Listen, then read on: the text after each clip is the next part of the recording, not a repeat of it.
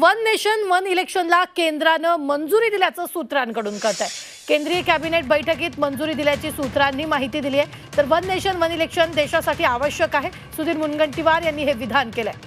तर 5 ट्रिलियन इकॉनॉमिक्ससाठी एक देश एक निवडणूक आवश्यक असल्याचं देखील त्यांनी म्हटलंय।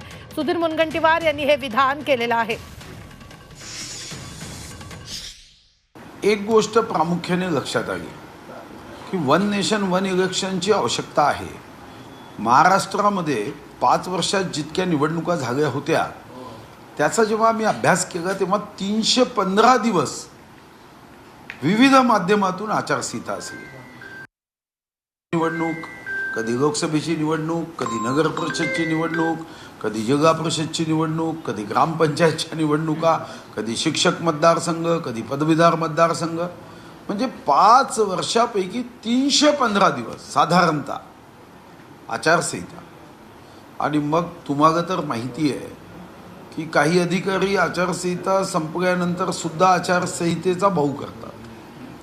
हीच परिस्थिती एकूण देशामध्ये आहे। यावर होणारा खर्च, वारंवार निवडणुका घेतल्याने येणारा ताण, निर्णय घेण्याच्या क्षमतेवर होणारा विपरीत प्रभाव, या साऱ्या जर गोष्टी लक्षात घेतल्या तर वन नेशन वन इलेक्शन मला वाटतं की सोयीचं होतं।